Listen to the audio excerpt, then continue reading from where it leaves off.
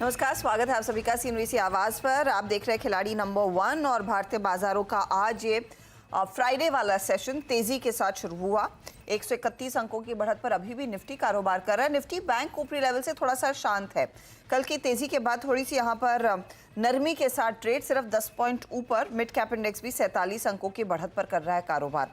गिरने वाले शेयरों के सामने बढ़ने वाले शेयरों की संख्या ज्यादा है आज के दिन, लेकिन दो पॉकेट्स ऑफ स्ट्रेंथ है आज। एक है टेक्नोलॉजी काउंटर्स, चौतरफा तेजी में पूरा सेक्टर। निफ्टी आईटी भी आपकी स्क्रीन पर लेकर आएंगे और साथ ही साथ आपको दिखाएंगे मेटल इंडेक्स की चाल भी, क्योंकि वहां पर भी चमक बनती दिखाई दे रही है। ये आपके सामने आ रहे हैं निफ्टी 50 के कंट्रीब्यूटर्स। तो टेक्नोलॉजी कंपनियों का योगदान और रिलायंस इंडस्ट्रीज का साथ। निफ्टी आईटी दिखाइए प्लीज, और साथ ही मेटल इंडेक्स। निफ्टी आईटी आपके सामने 3.5% के गेन्स पर, और मेटल इंडेक्स भी आज फिर भागा है 1.5% की तेजी। ये दो सबसे ज्यादा मजबूती वाले पॉकेट्स हैं। अब ऐसे में आपकी क्या रणनीति हो, हमारे जानकारों की तरफ से क्या स्ट्रैटेजी आएगी, कौन से ट्रेड्स पर इनका फोकस रहेगा, ये सब आपके सामने करेंगे पेश। कल दोपहर तक के रिटर्न्स आपके सामने आ रहे हैं। स्वाति 11.8% के रिटर्न्स पर बैठी है, प्रशांत 7% के रिटर्न्स पर, अमोल के रिटर्न्स है 1% के। आज की रणनीति क्या होगी अमोल? हफ्ता तेजी वाला रहा है, बताइए क्या किया जाए आज? जी, आई थिंक 2 दिनों का ही मोमेंटम में जो है पॉजिटिव, वही अभी तो टेक्सचर लग रहा है कि कंटिन्यू रह सकता है। थोड़ा ओवरबॉट है बट रिवर्सल नहीं लग रहा है अभी भी। सो आई थिंक जो ट्रेंड फॉलोइंग ट्रेडर्स है या जो ब्रेकआउट ट्रेडर्स है, आई थिंक उनके लिए 21,200 क्रूशल सपोर्ट लेवल रहेगा। उसके नीचे अगर इंडेक्स ट्रेड होता है तो थोड़ा सा प्रॉफिट बुकिंग आ सकता है, जो हेल्दी है। Overall I think mid cap थोड़ा सा डल दिख रहा है, ब्रेकआउट्स कन्वर्ट नहीं हो रहे, और फ्रंट लाइन स्टॉक पे फोकस किया जाना चाहिए, क्योंकि मार्केट थोड़ा सा ओवरबॉट है। अब स्वाति आपकी अप्रोच?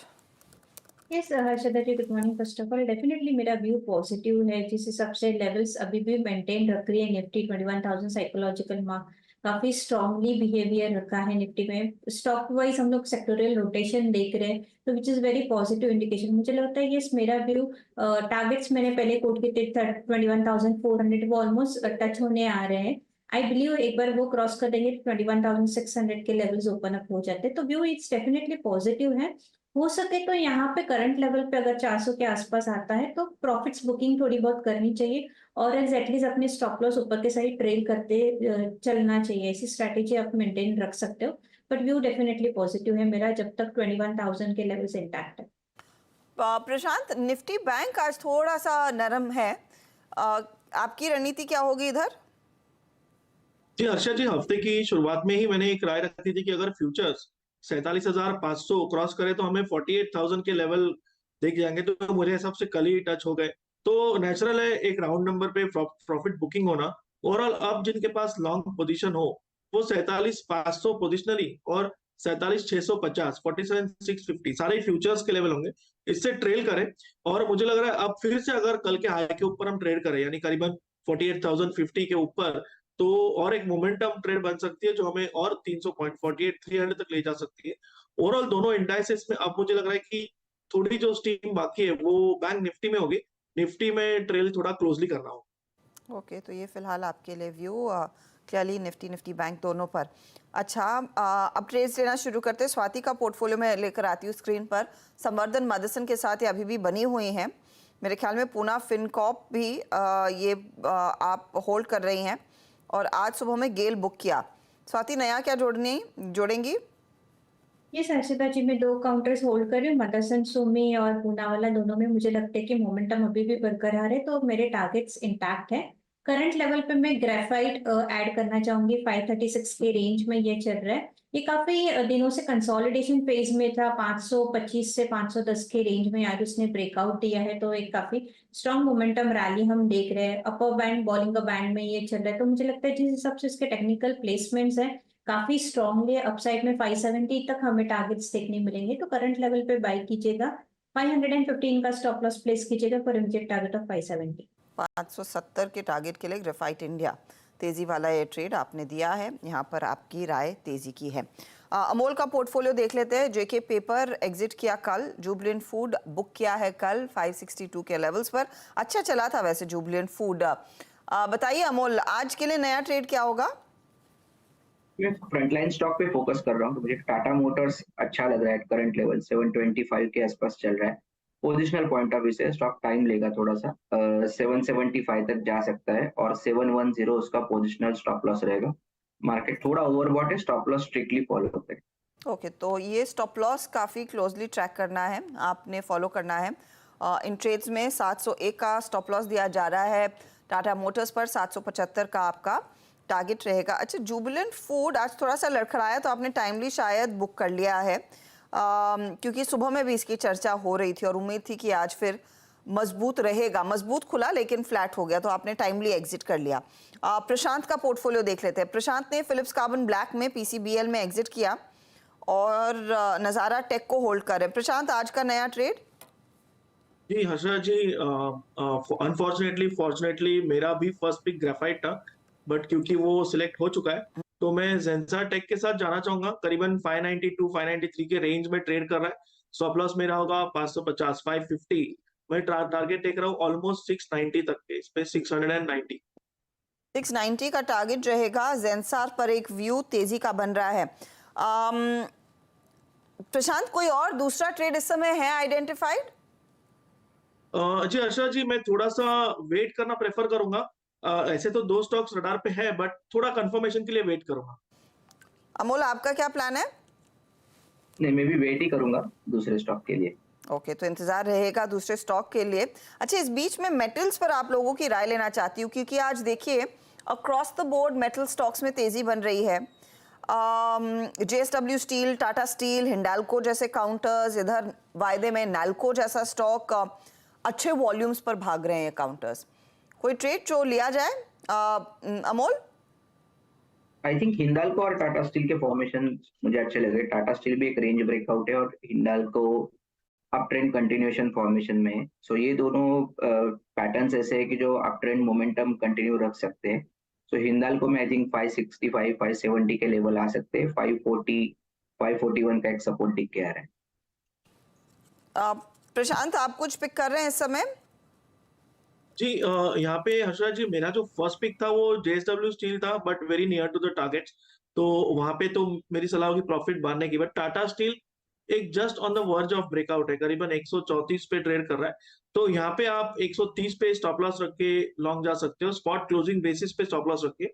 और यहाँ से जो टारगेट में दिख रहा हूँ करीबन 140 से लेके 142 तक दिख रहा हूँ। ओके, तो ये फिलहाल टाटा स्टील में एक अपॉर्चुनिटी क्लियरली दिख रही है। 140 142 के लेवल्स तक जा सकता है ये काउंटर, तेजी में है। अच्छा, आज देखिए लेकिन मुनाफा वसूली इंश्योरेंस कंपनियों में दिख रही है। भारतीय एयरटेल थोड़ा सा नर्म है और FMCG स्टॉक्स, खासतौर से ITC जो पूरे जोश में था हफ्ते की शुरुआत में, आज थोड़ा सा ठंडा है, आधे % का नुकसान। लेंगे एक ब्रेक, आगे ऑफ कोर्स रिकैप लेकर आएंगे सभी ट्रेड्स का। बाजार की चाल आपके सामने। निफ्टी मजबूत तो निफ्टी बैंक अब नरम पड़ता हुआ, और निफ्टी बैंक में क्या ड्रैग कर रहा है पिछले आधे घंटे में, एक बार दिखाइएगा प्लीज कंट्रीब्यूटर्स। निफ्टी बैंक वाले कंट्रीब्यूटर्स आपकी स्क्रीन पर लेकर आते हैं। पिछले 10 मिनटों में हम देख रहे हैं इंडसइंड बैंक में थोड़ा सा मुनाफा वसूली का दबाव बढ़ता हुआ दिखाई दिया है। ICICI बैंक नेगेटिव टेरिटरी में, और हल्की सी गिरावट अब HDFC बैंक में भी देखने को मिल रही है। ये दो दरअसल की स्टॉक्स है जिनका वेटेज ज्यादा है और ये प्रेशर डाल रहे हैं। देखिए एक्सिस भी दरअसल दबाव में 26 पॉइंट ये भी नीचे खींच रहा है। तो कुल मिलाकर ये दिग्गज निजी बैंक है जिनकी तरफ से दबाव बनता हुआ, दूसरी तरफ कोटक की तरफ से सहारा बना हुआ है। ये है आपके लिए स्थिति निफ्टी बैंक की, इस पर आगे आएंगे। लेकिन दो स्टॉक्स और दोनों के तार जुड़े हुए हैं UBS की एक रिपोर्ट से, डिक्सन टेक और साथ ही अंबर एंटरप्राइजेज। एक्चुअली आजकल अंबर की कम बात होती है, डिक्सन का आप कह सकते हैं एक अच्छा खासा तेजी वाला दौर चल रहा है।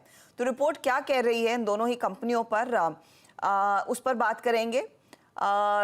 अंबर आज 7% ऊपर है, इस रिपोर्ट का इम्पैक्ट, और डिक्सन जो एक आउट परफॉर्मर है सिर्फ आधे % ऊपर। सुमित, अब आप बताइए, पहले डिक्सन पर नजर डालें कि अंबर पर? देखिए, विद टाइम एम्बर ने डिक्सन ने एक बहुत ज़ोरदार तेज़ी दिखाई है, शायद इसलिए आज वो फ्लेवर में नहीं है। और क्योंकि एम्बर इतने समय से अंडर परफॉर्मर था, इसलिए आज वहाँ पर ज़्यादा जो हीट है वो आते हुए दिखाई पड़ रही है, ज़्यादा बेहतर परफॉर्मेंस आते हुए दिखाई पड़ रही है। लेकिन UBS की तरफ से दोनों पे ही रिपोर्ट्स आई हैं और दोनों के लिए उन्होंने ना केवल अपॉर्चुनिटीज़ बताई हैं बल्कि चैलेंजेस भी पोस्ट किए हैं। तो एक एक करके पहले यूबीएस की जो रिपोर्ट डिक्सन के ऊपर है वो आपके सामने रख देते हैं। उन्होंने खरीदारी की राय दी है, 7,700 रुपए के टारगेट्स यहाँ पर मेंशन किए, यानी कि पोटेंशियल अपसाइड यहाँ से भी करीब करीब 1,500 रुपए ऊपर का और आते हुए देख रहे हैं। मेजरली उनका मानना है कि एक अच्छी ग्रोथ अपॉर्चुनिटी कंपनी के लिए हार्डवेयर स्पेस में है, आईटी के प्लस मोबाइल स्पेस में। वैसे भी हम देख रहे हैं कि नए नए जो भी प्लेयर्स हैं उन सबके साथ कंपनी का टाई अप है और कंपनी के पास एक अच्छे एवेन्यूज खुल रहे हैं डोमेस्टिक कंपनियों से भी और इंटरनेशनल प्लेयर्स से भी। FY25 के हिसाब से कंपनी का जो PE करीब 63 के आसपास है, वैसे भी प्रीमियम कमांड करता है वैल्यूएशन के लिहाज से और शायद आगे भी कैरी करेगा।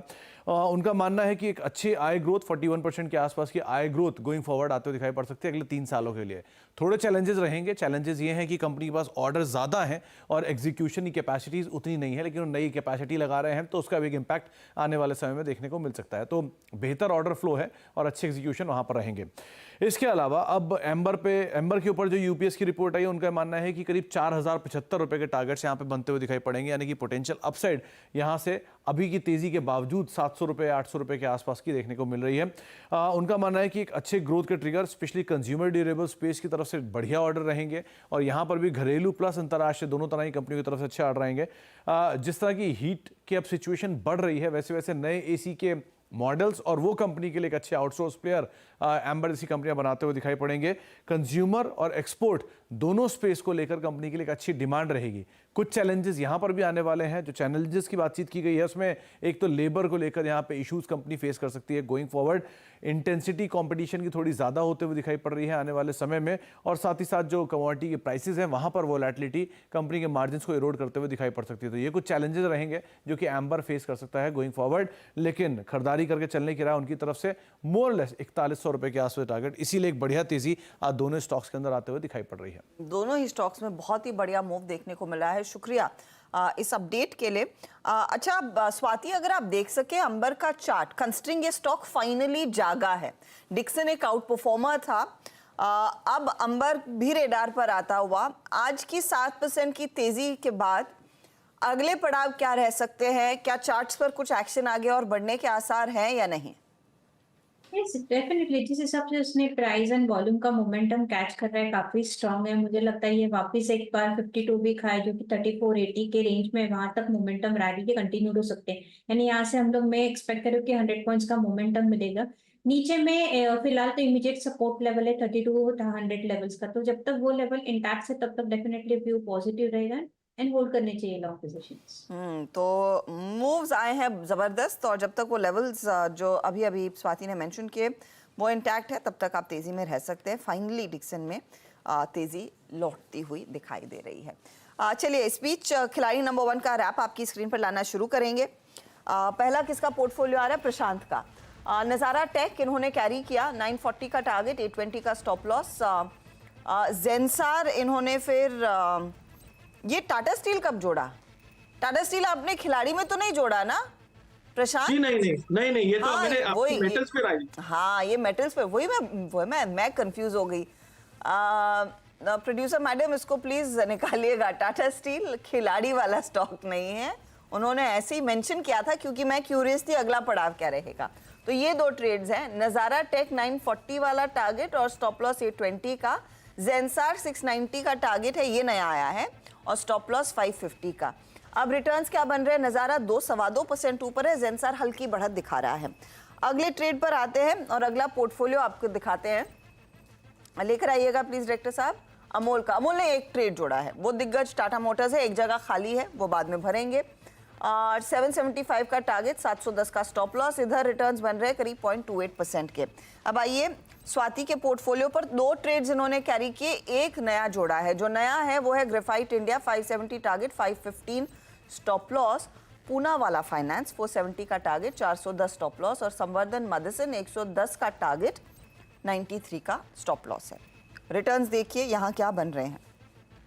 संवर्धन आज 1.1% ऊपर, पूना वाला 2.31% के रिटर्न्स, ग्रेफाइट 0.69% के रिटर्न्स दे रहा है। तो बेसिकली अब प्रशांत और अमोल एक एक स्टॉक दोपहर में जोड़ पाएंगे। ओवरऑल रिटर्न्स की स्थिति इस समय क्या बन रही है वो आपकी स्क्रीन पर आ रही है, देखिए। स्वाति आगे ही है, 14.5% के रिटर्न्स अब इनके, 12% के रिटर्न्स के साथ प्रशांत अब दूसरे स्थान पर, अमोल करीब 1-1.5% के रिटर्न्स पर बैठे हैं। यह है आपके लिए ताज़ा हाल खिलाड़ी नंबर 1 का। आज आखिरी दिन है इस हफ्ते का, तो मार्केट क्लोज से ठीक पहले इस हफ्ते के विजेता से डिटेल में बातचीत होगी और ऑफ कोर्स 2 नए ट्रेड्स का इंतजार है जो अमोल और प्रशांत देंगे। ऑल द बेस्ट आप तीनों को और इस हफ्ते समय निकालने के लिए धन्यवाद। लेंगे एक ब्रेक के बाद पूरा एक्शन कमोडिटी मार्केट्स का।